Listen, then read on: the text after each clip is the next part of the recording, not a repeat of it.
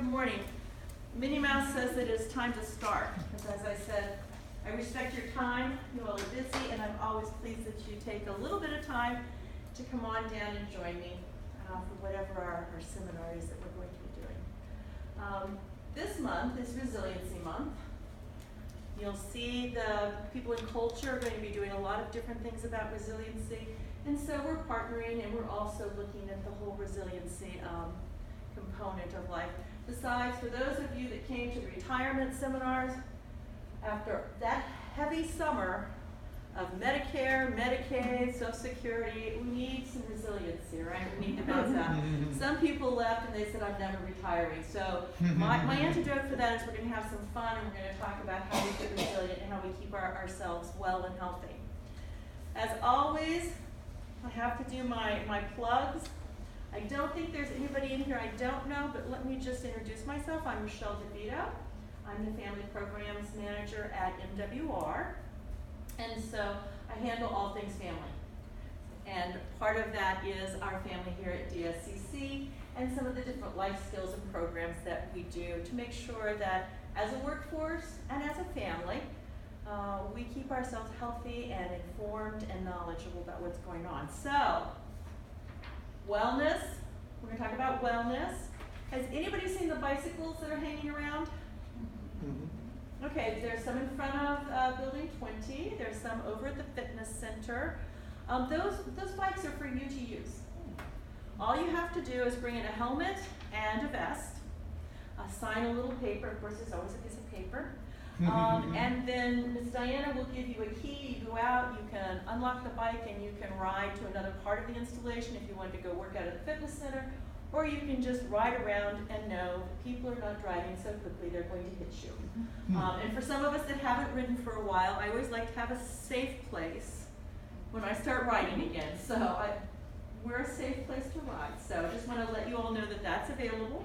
Where would we go to sign the piece You would go to the MWR admin office, Miss Diana Baker. This is my amen porter right here. It's going to keep me straight. The other thing that we're going to talk about is WellBeats. So we have great classes and we have a great schedule of different opportunities that you can take advantage of at the fitness center. But we also have something that's new that's called WellBeats, and it is a virtual fitness program. So you can sign up for it, you can do it wherever you are, you can do it from home. I know we have a lot of teleworkers, okay? So you can use this as a tool to just get a little bit of fitness in. You know, that's one of the things that we hear is, oh, I telework, I telework, I can't come into the fitness center. So we want to give something for everybody. So this is a way that those folks that are teleworking, telecommuting, now we have, as we sit at our desks at home, we have no excuse not to do a little bit of fitness, okay? You sign up for that online. And then this is the schedule of the WellBeats fitness. Okay, so this is what will be going on. So you can pick those up in the back. The other thing, and I'm a theater buff, I love the theater, so I'm just going to remind you that when we talk about wellness, having fun and great experiences is part of keeping yourself healthy. So I don't care if you get tickets from me, I don't care if you get them from someone else, I don't care what you do, but take a look at what's going on in Columbus and get outside, you know, your home, get a little bit of a different experience, and have some fun. Theater's a great way to do it, but there are a lot of other options. November we'll do a seminar on free family fun. So lots of different things that you can do here in the Columbus area for free. They'll be different than last year, so if you came last year, don't think that you know it all and you don't have to come back this year. We're going to do that in November. And then December we're going to do something really different and outside the box. Everyone is invited to come for speed crafting. So we're going to have cookies and hot chocolate or apple cider, whichever one you prefer. And in this room and the next room, we're going to have 15-minute craft tables. So you go sit down at a table, you do a craft for 15 minutes. When the bell goes off, you have to get up and you have to go to the next table. I'll have a little area so you can put your projects so that nobody takes yours. But we're just gonna have music and we're just gonna do crafting, okay? And they will be special, I'm not gonna tell you, but anyway.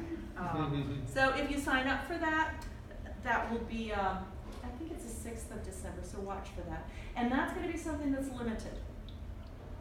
Because I'll need to know how many folks are coming so we can have those different things set up. But yeah, so we do speed crafting. And then I would encourage you October 1st. October is Domestic Violence Prevention Month. So I would encourage you to come out on the 1st of October.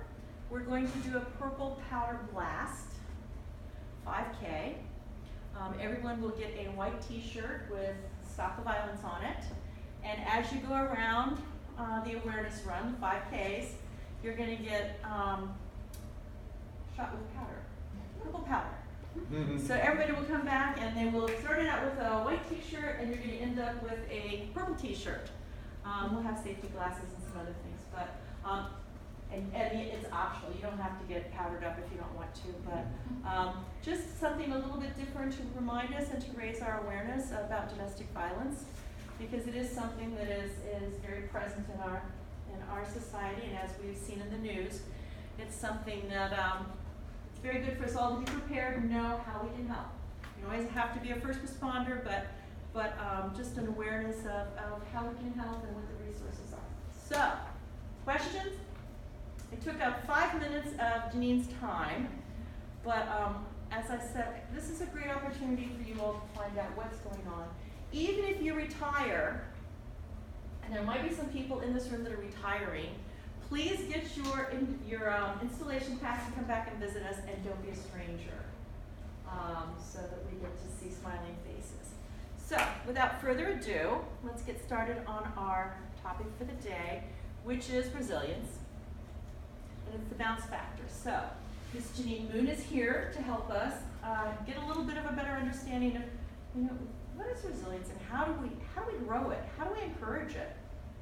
Because that's very important. And right now there is an awful lot of information, a lot of things that are bombarding us on a daily basis, whether it's at work or it's on the television or it's on Facebook or it's your children coming home or whatever it is. There are a lot of things that we have to cope with. So let's find out how we can do it a little bit better. Please. Thank you. I appreciate that. Good morning, everybody. Good morning. It is still morning, I think. It's so nice to see you all here toward the front. And if you would, you have your own packet, okay. So I was going to encourage you to come up here so you're all set. I am Janine Moon. I have my own business here in Columbus working with organizations that deal with change. So that's pretty generic and it really fits many organizations, including you, I know. But I'm here today actually on behalf of COPAC. And so I want you to understand what that organization is, because I think that there's not much known about this organization. It's a wonderful community resource. So COPAC is a nonprofit organization. It provides free education to any group in the community, a for-profit organization or another nonprofit organization. It really doesn't matter.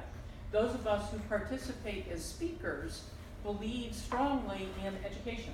And so we don't charge for this. COPAC doesn't charge for this.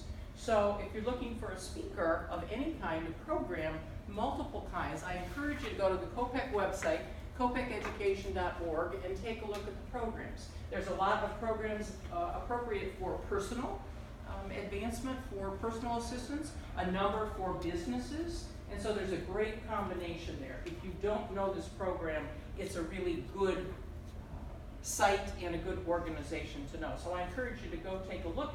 If there's a program that we can do for an organization you're associated with, please let me know. And if you want a program in December when you're doing that craft thing, I wouldn't mind coming back for that also. So that sounds like a lot of fun. A couple of things before we get started today. I want you to know that I wear 2 hearing aids, and so sometimes it's difficult, regardless of the room acoustics, to hear. So if you have a question, if you have a comment, and I ask you to repeat, it's because of me. It's not because of you. Secondly, I'm going to encourage you to give a gift to yourself today. And that is if you have your phone with you, to tuck it away or at least turn it over on the table so that you have a 40 to a 45-minute period here of giving yourself potentially some additional information, hopefully a little laughter and encouragement, that kind of thing. And the third thing I wanted to mention is I'm going to ask Michelle to make sure she gives me like a 5-minute warning before we get too close to the end of things. But what we're really looking here, and what you're here for today, is to talk about bouncing. You're here to talk about coming back from something that has shifted you. Resilience is another word for it. Anything that has made you shift is something that we can all benefit from by bouncing back or coming back more strongly. And of course, anytime we're required or we need to deal with something, what we're really dealing with is the stress of something that takes us off course. So the stress we're experiencing is nothing more than an instability to us. And I don't minimize it, but every time we talk about stress, what we're really dealing with, regardless of its source, is something has made us unstable. Something has created an uncertainty in us. Because the fact of the matter is that we're made for stability. We're built to be stable. We have this thing in us called homeostasis. And so we have something that is supposed to modulate our stability. But all kinds of things, as we know, get in the way. We get on a boat of any kind, and one of the things we say is, especially if there's a little churn, I want to get my sea legs. And that's so that we can get our balance and get our stability. We have an injury, large or small, and we say, I want to get back to normal. And so we want to get back to the place where we're feeling comfortable and stable. The same thing with the work change. Something happening that shifts things in the workplace. We're looking to get our sea legs back in our workspace so that we are comfortable with respect to what we have to do. This morning, for me, was a great example. I've spoken here a couple of times in the past, but overall, this is a huge place. It's an intimidating place from the perspective of an outsider who doesn't come here all the time. I've been here a couple of times. I came in yearly today. I've always come in broad, so I had to make a shift there. Thank goodness Michelle provided me with all kinds of information and said, oh, okay, there's also a vehicle inspection place. Now, I was so flustered by the time that I got there that I said to the guard, now is my purse okay with you here? And I'm sure that he didn't laugh uproariously at me, but internally he probably did. Before I went into the little place where you can't see what's going on outside. And so all of that, because I'd not gone through it before and it was different and a change, kind of created some instability for me as well. But in essence, what we are talking about is we're really talking about how can we get back to that place where we're stable? How can we get back to that place where we're going to feel comfortable? Because our bodies crave it. Without stability, what happens is that our brains create hormones that are stress hormones. We are built this way. We are built so that when something comes our way that's not exactly the same, we have a physical reaction, and there's really good reason for that. And the bottom line for it, if you want to consider it, is that that stress reaction on our part, whatever it is, it makes us do something because it's uncomfortable. So we have a physiological reason as to why change and things that are different affects us the way it does. So the real question for us is, how do we get better? How do we get more effective at handling the stressors that come our way? And let's face it, even if you would be old enough to remember the 1950s, and you're not, the reality is that things were much more calm, copacetic, similar, the same in that time. There were upheavals, but a lot of it, many people were able to stay out of. Today, it doesn't work that way.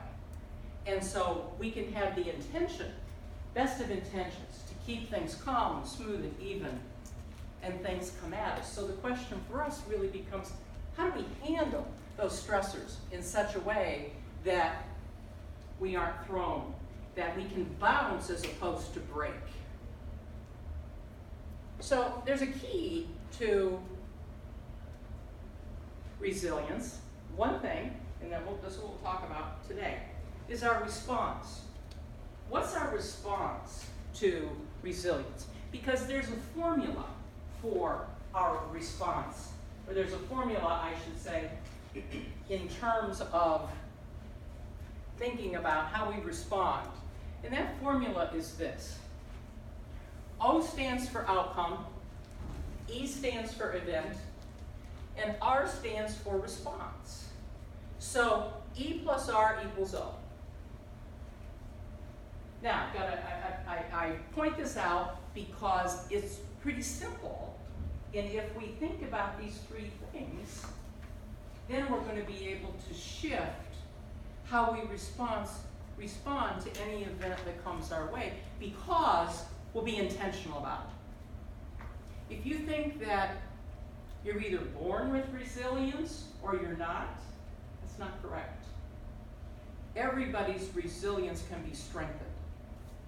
We each have different upbringings, and so mostly resilience comes from the things that happen to us, how we learn to respond to those things, who teaches us about resilience, and how those lessons are reinforced.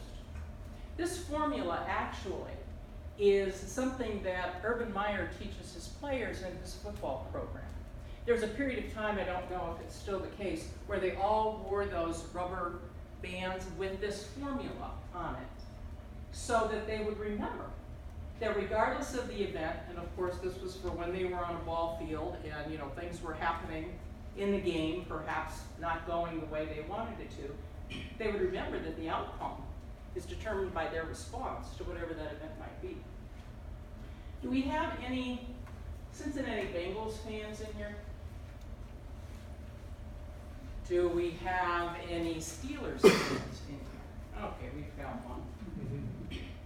I'm not particularly a fan of either, but something happened a couple of years ago that's probably one of the better examples of the use of this formula.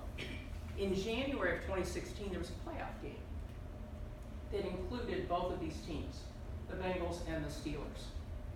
And it's a huge rivalry, whether you follow it or not.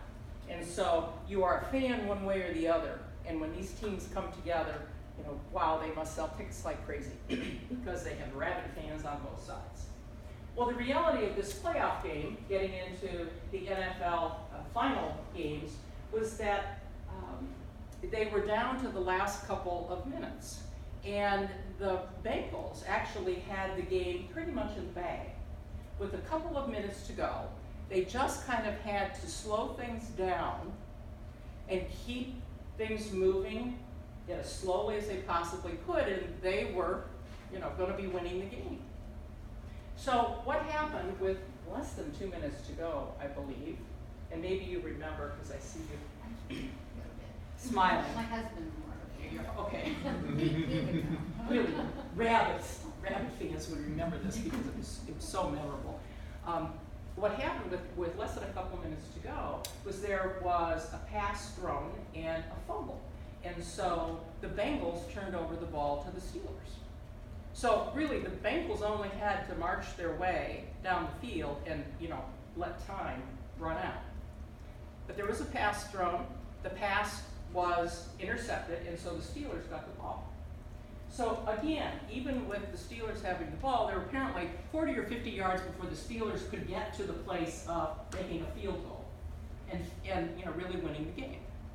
So a pass was thrown by the Steelers quarterback, and if I were a real fan, I'd remember what his name is, but I don't. Pass was thrown, and in response to that pass, the Bengals player who was guarding the receiver committed a personal foul.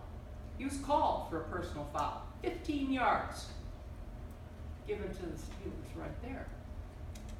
One of his teammates was so ticked off that the ref called a personal foul that he started saying things and stomping around. He got a personal foul. 15 more yards. 30 yards in a matter of about 5 seconds. given to the opposing team. And so, in essence, what happened was within another play or two, the Steelers were within field goal range. They kicked a field goal and they won the game. So the reality when we start talking about events and responses is that logic makes us think, but emotions make us act. So at the time that that was going on, and if you look around and you kind of think about this kind of a formula, you'll be able to see how emotional reactions can very often get in the way of creating a situation that's helpful, that increases our resilience and allows us to choose responses that are helpful. So today we really want to look at a couple of things, because there are two things that determine how we respond. And we can shift both of them. That's the beauty.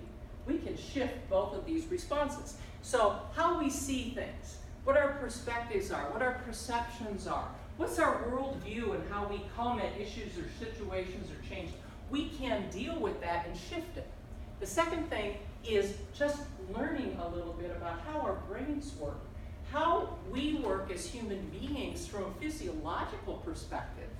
Because while we can't change everything, we can certainly account for some things and make some shifts in what we do or what we don't do. So we're really going to take a look at our awareness today of both our perceptions as well as our brains. We have three brains, but we're going to focus on two, a caveman brain and an executive brain, and then ask ourselves the question, who's in charge here? Because the reality is that we can choose who we put in charge.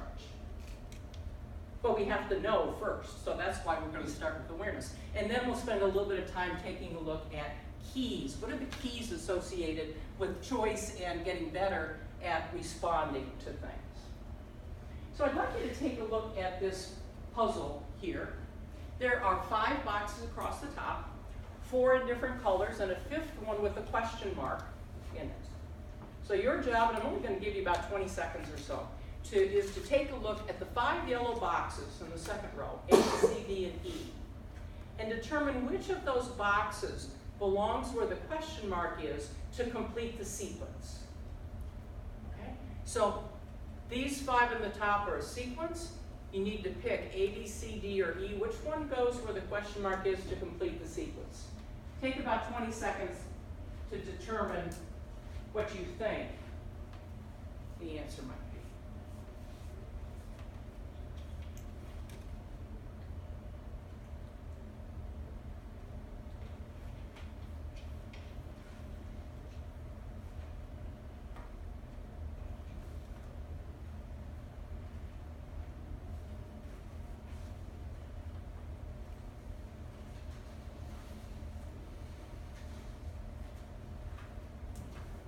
Okay, how many in here think it's A?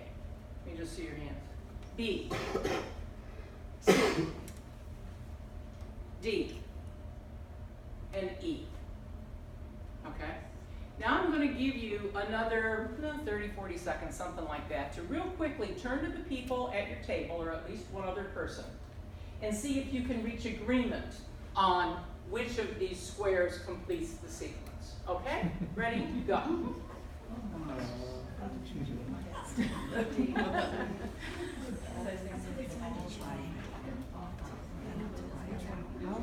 I chose D. We both chose D. And you chose D. So I kind of felt the line moved down and then it had an extra attachment. I chose these. And I thought move out and then maybe add another extra pop in there.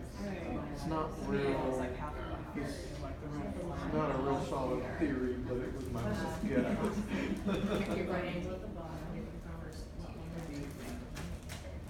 I like that. I mean, that makes sense.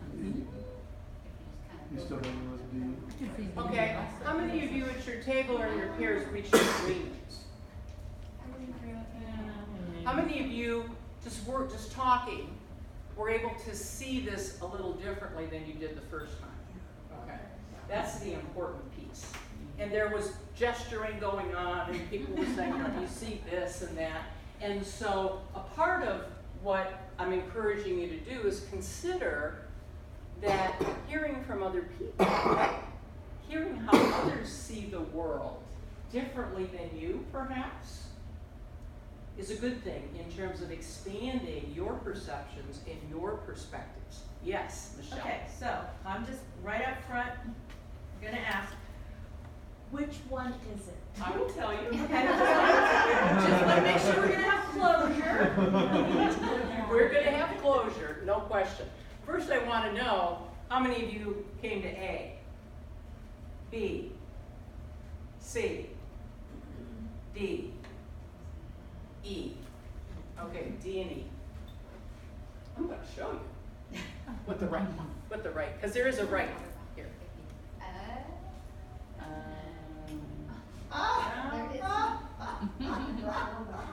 Okay? Doesn't matter. Don't tell them that. We got the right one, but maybe not for the right reason, but it doesn't matter. Well, if you got there, great. If not for the right reason, here's a second way to get there. 1, 2, 3, 4, 5. That's the quickest key. You can put it that way. But now let me go back. Can you see this the same way? Yes, yes.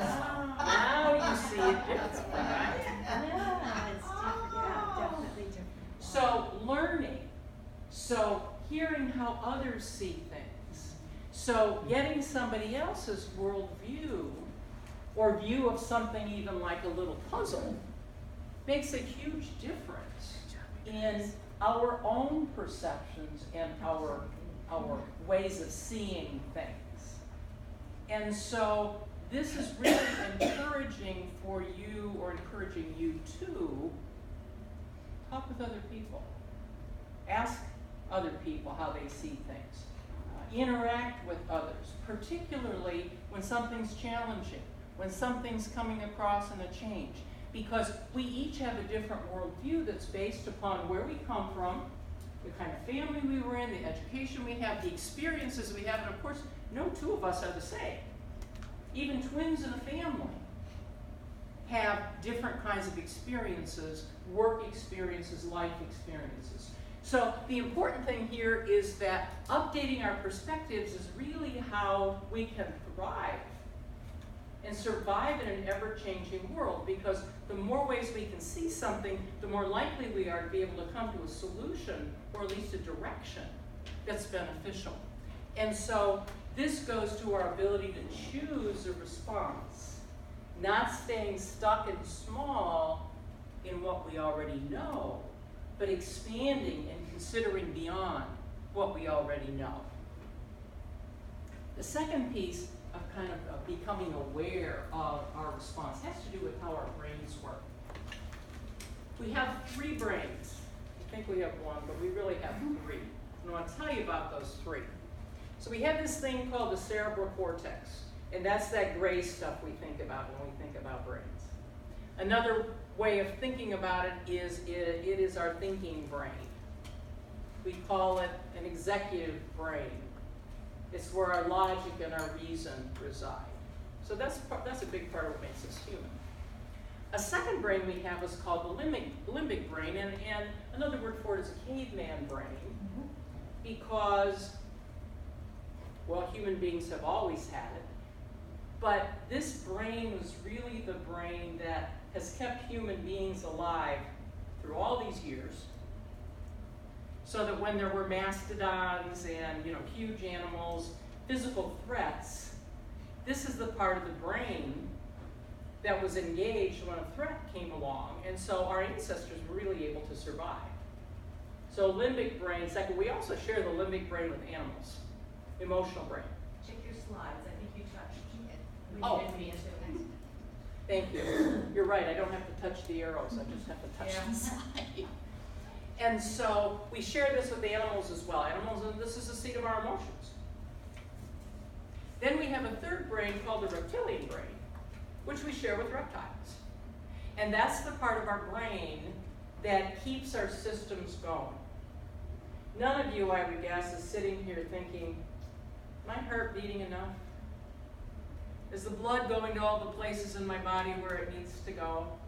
Are my lungs pumping the way they need to pump? So all of the autonomous systems that keep us alive are being kept alive by this brain.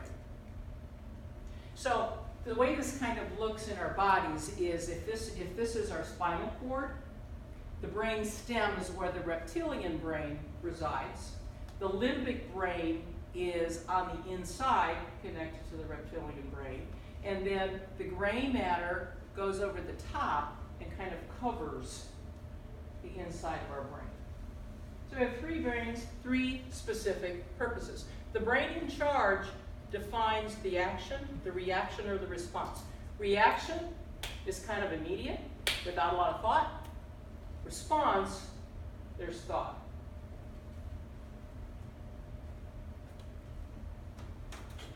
You can also swipe. I know that. I'll figure it out by the time we're done here. Yeah. Make sure we will. So, the thing to remember in terms of our response is that feeling always trumps action. Because feeling is there first. Our limbic brain, our caveman brain, is our alarm system. It's really the thing that's kept human beings alive all these years. Because every time there is even the smallest of a threat, or an issue, or a challenge, that brain goes into action. So when the cavemen were alive, cave women, cave people, that really kept them safe from predators. We don't have those kind of predators, but our brain still is very active in interpreting threats. Today we have primarily social threats. We get threatened, our status gets threatened, our certainty gets threatened, our autonomy gets threatened. There are a variety of social cues and social places for us as human beings that when they're threatened, this brain goes into action, the limbic brain. So, there's some kind of a small threat, a fear of some kind, and what happens is an alarm, whoop, whoop, whoop, whoop, whoop, whoop, starts going inside of us. That alarm, because that brain's been triggered, you can't stop the trigger. We can slow it down, but you can't stop it. So that's triggered, and hormones immediately, stress hormones flood our system. So we're talking about cortisol, we're talking about adrenaline. Go through our system, where do you think they go? They go to our arms and our legs, to other parts of our body. So at the very time when our brain needs an insurgence of hormones in order to get stronger, the hormones, stress hormones, are going to arms and legs. Why do you think they're going to arms and legs? So we can fight, so we can flee, or so we can freeze. Fight, flight, freeze. Fight or flight response. That's exactly what is triggered. And so the hormones actually act against us when something comes along. I don't know how many of you likely most of you, been on 270. It's sometimes kind of like a speedway many times in the day. And so the postage might be 65, I don't know what it is, 75, 80 or so. And so it's pretty fast, but you can be cruising along, and let's say somebody passes you on the left, cuts in front of you, and heads for the exit. What do? What's your first reaction? Lay on the horn. Right. Utter adult words. What's your not very nice first reaction? Maybe it's some kind of a hand gesture. But if there's no control and you are really frightened because that person made you slam on your brakes, and so you're a little shaken up, the most extreme reaction is going to be following that person off the exit. A much less extreme reaction is going to have you saying, whoa, I'm okay, that was scary, and continue. Maybe a little slower pace, maybe paying a little bit different kind of attention. So there's a variety of responses, and depending upon how we control that brain, that response goes. So if we don't control it, then the most extreme of the response reactions could be what happens. So the biggest thing, I'll tell you, the biggest key right now to putting a stop or a slow down to that brain is a deep breath. Several deep breaths. And I don't just mean, I'm talking about a 7 count in and a 6 count out. That's a different kind of a deep breath. So I'm going to ask you to do it right now with me. I'll count. Take a deep breath in as I count 7 and let it out as I count 6, okay? 1, 2, 3, 4, 5, 6, 7. Release. 1, 2, 3, 4, 5, 6. One more time. 1, 2, 3, 4, 5, 6, 7. 1, 2, 3, 4, 5, 6, 7. Physiologically, what you have just done is you have slowed your heartbeat, you've lowered your blood pressure, and you've given time for your logical brain to kick in. Scientists will say that we have 6 seconds from the time the limbic brain is triggered to slow it enough to kick in the logical brain. The logical brain can get there, but it's much slower. In fact, I don't know how in the world scientists would ever measure this, but there are scientists who will say that the emotional brain is 80,000 times faster than the logical brain. Even if it's only 10 times faster or 5 times faster, that's a lot faster. And so, because its purpose is to save us, to keep us safe, it's always going to be fast. It's always going to be first. But it also doesn't retain the energy. And so we have a period of time where we can kick that logical brain in and say, what do I want to do? What's my best response? Let me just think about this a minute before I do anything stupid or before I go off. And so that's the whole purpose of understanding how our brains operate. The other thing that's important to recognize is that the emotions we have are catching. You've experienced this. I would expect you experience it daily.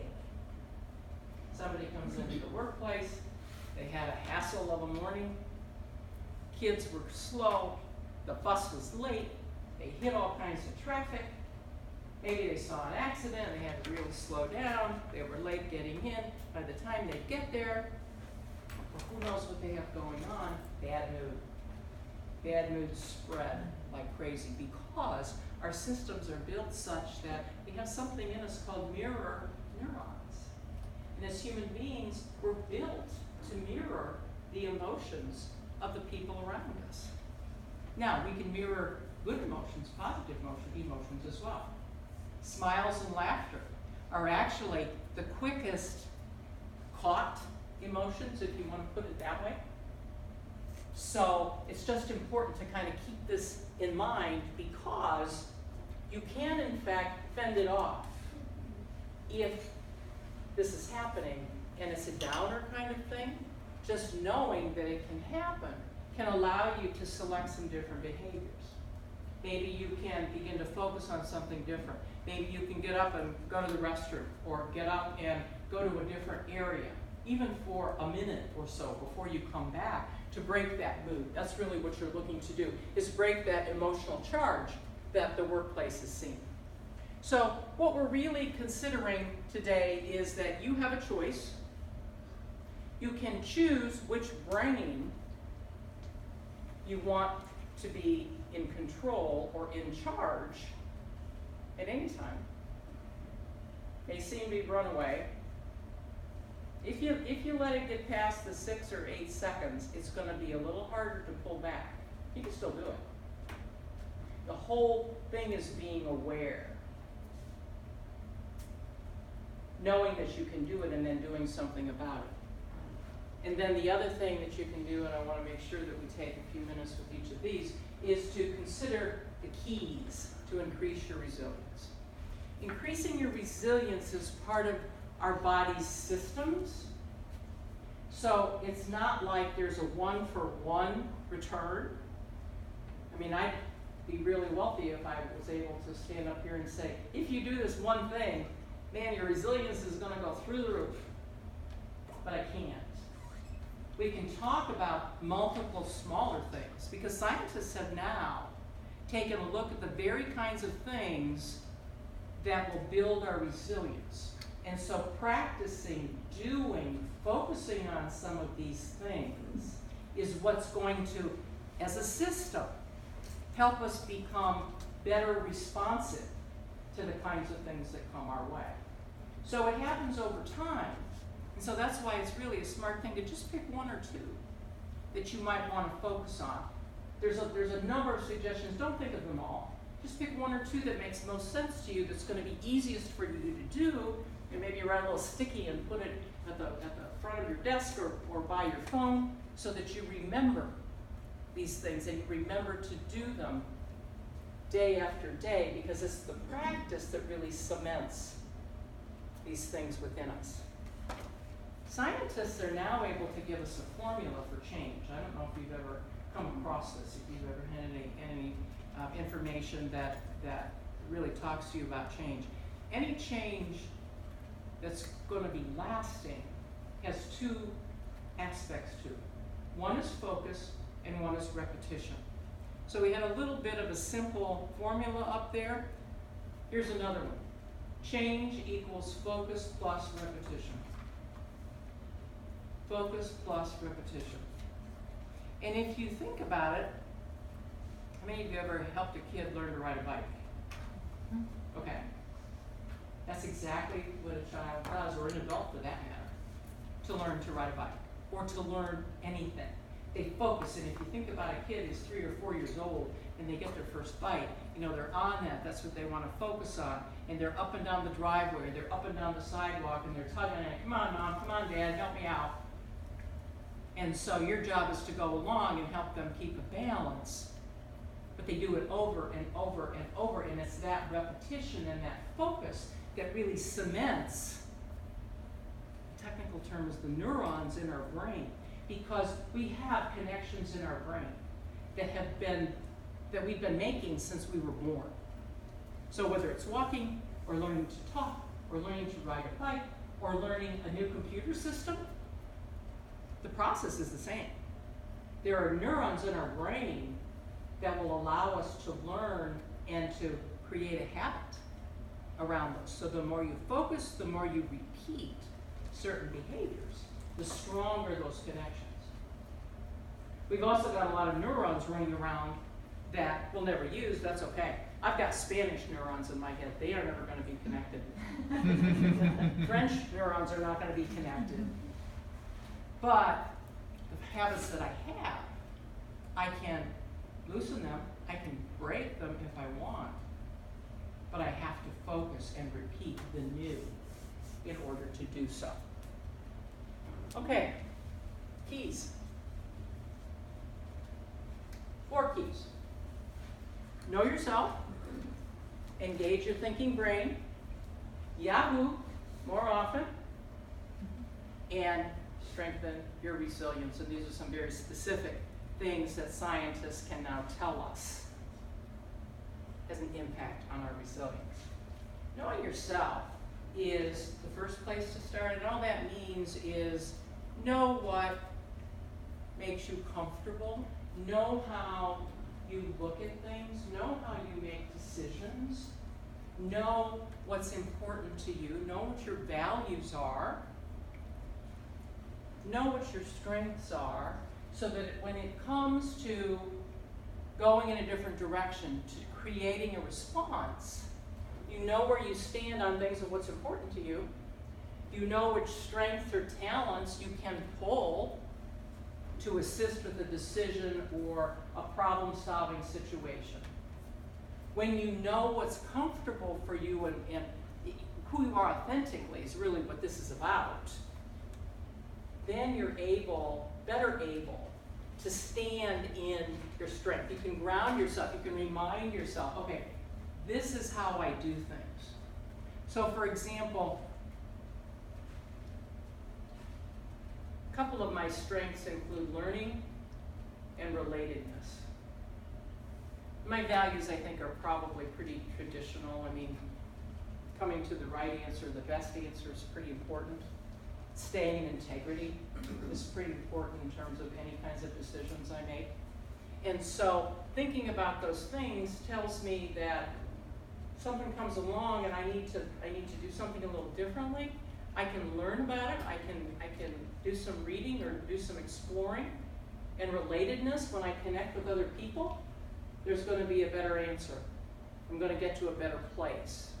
So if you haven't taken the StrengthsFinder assessment, I'll encourage you to do that. It's called StrengthsFinder 2.0, and the author is a guy named Tom Rath, R-A-T-H. It's available on Amazon probably for like $15, but you need a new book. It's a little book about like this. But you need a new one because it has a code in it. You can go online and take an assessment. It's been put together by Gallup, polling people. They've been doing this work for years, and so they have a huge database. And of 34 identified strengths, the assessment will send you back your top 5. And you'll know the things that you are strong, what your talents are. These are more like innate talents. It can be developed into skills, but this will tell you these are the things I'm really, really good at. So it's a cool assessment from that perspective. So knowing these things will help you to create an environment where you're better able to feel comfortable with things that come your way. Who uses affirmations? You want to share an affirmation with us? Any of you have one that you might be willing to share? What you might say to yourself at any? I'm self-talk, and my husband says, just stop it, but I'll be doing something and we'll be going quite right, and I'll say, it's okay. Just one step at a time, it's okay. So it's almost self-soothing, it's okay, it's gonna be okay, I got this. Great. Talking to yourself, scientists have now able to tell us, is a really smart thing. So she's kind of using, you've got this, I've got this. Calling yourself by name is a very effective approach as well. Janine, stop dilly-dallying and get on this. So however you talk to yourself and whatever you say, over the last year or so, one of my affirmations has become, I am ageless. Because I'm getting up there. But I'm ageless. And on a day when I have a program, I add awesome to that. So that goes at the beginning of my attitude journal, which I start every day with. That's how I'm going to be that day. So affirmations are huge. If you don't do them, look it up, find a couple that work for you, and start repeating it, because our brain believes what we tell it. We can tell it truth or we can tell it false. It's going to believe either way, so why not tell it, why not feed it good stuff? That's what this is all about. Engage your thinking brain. Deep breaths, absolutely the best to get things right now. Telling yourself to stop is very effective. Janine, stop this. In the midst of something, telling yourself, right then, stop it. Followed by whatever you need. You're better than this, you know better than this, you need a break, you can connect with somebody on this, you know, you're going out of control. Whatever it is you need to tell yourself, do so. And that interrupts that emotional brain just running the show and just going full speed ahead. So you can choose to stop it. Might have to be a little severe with yourself, but you can do it. And then calming behaviors. It might be things like slow breathing. It might be writing things out, exactly. It might be keeping a journal. It might be talking to someone. It might be taking a break and getting a cup of coffee, or even standing up and going to the water fountain. All of these are behaviors that can calm you. Yoga is wonderful. Meditation is wonderful. Those kinds of things allow you to shift where you are in the moment. And then attending to physical cues. What are the physical cues you can see when somebody is upset or they're getting stressed? What do you see? What do you hear? What on their face? I color, I turn red. Okay, it might be they might flush somewhat. What else do you see? They get tense. Okay, they might get tense, and you can usually see this because there's some kind of physical shift.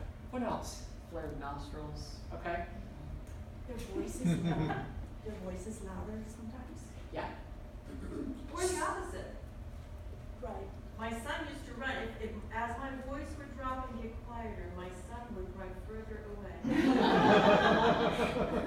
Everybody kind of has their own set of physical cues, which when you look for them, you can see them. So knowing your own physical cues is an important thing as well. If you don't, buddy up with somebody and say, tell me what you see when I get upset, and they will. Yahoo more often. This is scientific fact. Scientists have proven this. They've gone into workplaces and they know for a fact that smiles and laughter make a huge impact on the results.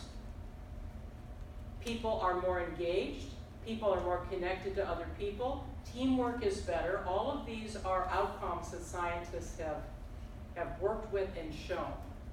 Gratitude. Scientists have actually gone in to workplaces and had people in smaller groups be grateful every day, and that's usually some kind of a journal entry once a day. The last 30 seconds of your workday, pull out your little journal, write 3 things that you're grateful for, tuck it away. Over a period of time, it helps you shift how you see the world. It helps your perspectives become more upbeat, even when things are falling down around you. So that's why I said at the beginning, this is a system thing and it's going to take a little time. So it's not exactly cause and effect. And then this last one is one that we'll often do anyway. Sometimes we just have to fake it till we make it. We move forward and we take steps and we do things even if we're not feeling like it. And then scientists can very definitely tell us there are actually 7 things, and I've given you 4 here because I think these are the easiest to tackle at the beginning. There are books written about this. Don't go into yourself. You know, this is Suicide Prevention Month. There's been a lot of stuff out there.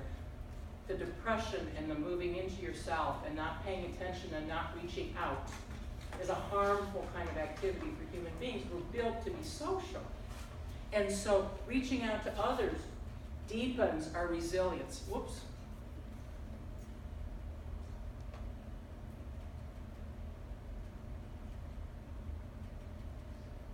Be realistically optimistic. So it's not a Pollyanna-ish kind of optimism, but it is looking around. What can I be optimistic about? What's going well?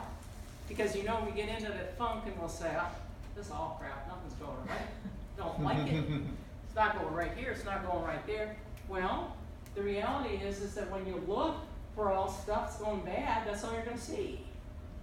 And so your job becomes, what can you see that's going to create a little bit of optimism? And then empathy, a huge piece. Putting yourself in another's place. Considering things outside of yourself. My sister-in-law recently said at a situation where her daughter and son-in-law got a puppy. They'd been married probably 5 or 6 years. She said, I'm so glad they got that dog. They have something to think about besides themselves. So it's not the same as empathy, but it is empathy. A lot of it's getting out of yourself. Looking beyond who you are and connecting, at least emotionally, with other people. And then self-efficacy, what's that? What's self-efficacy? I could have put it another way, but the technical phrase is this. Your belief in yourself. Your belief in your own ability. And some of this may be the affirmation stuff, and some of this may be paying attention to what's going right, and some of this may be saying to yourself, yeah, I've got this. I can do this. So scientists are now easily able to say that there are a certain amount of things specifically that we can do. These are some of the easier ones to tackle. And included in a number of those is the gratitude, the positivity, the looking at things from a different perspective. Because we do have a tendency to get kind of down and dirty when things aren't going the way we want them to, and we'll kind of, wallow in those bad feelings sometimes. And if everybody in the workplace is going through the same thing and everybody else is wallowing, you've got nobody to go to and say, hey, help me. But now, there are at least 11 or 12 or so of you in here who know this. And so, the more people know, the more able, that creates an awareness.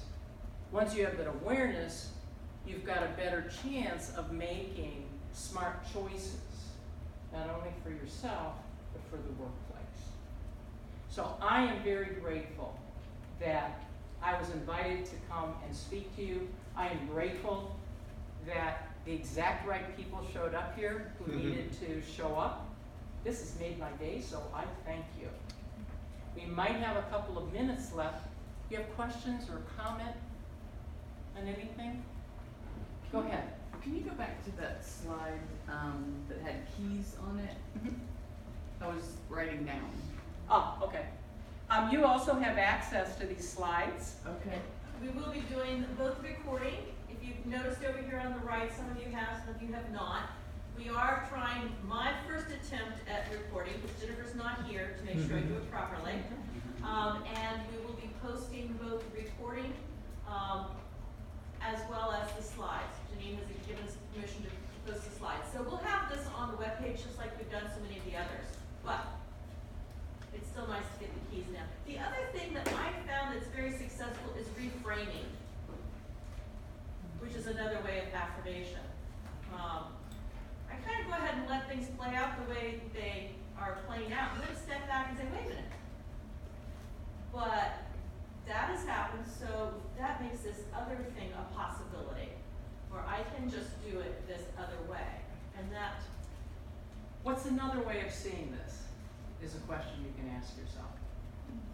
And it actually probably didn't say it, but when you were working with somebody, partner, and you were trying to figure out how those boxes worked, you were sharing with each other how you saw things. And chances are pretty good, since you didn't reach agreement, you didn't see things the same way. So once you have more than one way of seeing things, that one way is not the truth. Because your perception is your truth. My perception is my truth. And Michelle's perception is her right. truth. So until we come together. Yeah, Michelle, was that on the MWR website where Yes, it comes it is. off of? Okay. so all of the presentations are available on the MWR webpage under Seminar Archives. Okay. So thank you very much. I appreciate your attendance. I encourage you to take one or two things back with you and practice. Do a little differently this week. So as we've talked about this, and we talked about the pause, now you know why the coloring books are in front of you. It's because one of the things that they have discovered is that by pausing and doing something that refocuses your brain and then includes your body, will also allow you to just recover, to release some stress, and to find center again. So I encourage you to take these when someone says something to you, like your boss, and say, this is my wellness hour, 5 minutes, 2 minutes, and I'm reframing so I'm a positive, productive employee. And we'll cut that part out of the tape. So, as always, thank you all for coming. Thank you for choosing to share your time. I always hope that you learned something, that you leave here having laughed a little bit, having laughed, learned, and lived. And I look forward to seeing you all again. Let's thank Janine again. And we're going to and you have your own coloring book. Excellent. Thank you very much. Can So, I have one? I don't know, you were awfully late. Yes, because I couldn't get away from my Well, desk. then you know I have more than plenty. Thank you. Okay. So thank you all. Have a great day. Go smile at somebody and change an attitude. Oh, thank you. Thank you, thank you. Good to see you. Well, it's good to see you. You still down there on the quarterback? Nope, second floor people and culture director. Oh, people. Always seeing you. Yes. Take care.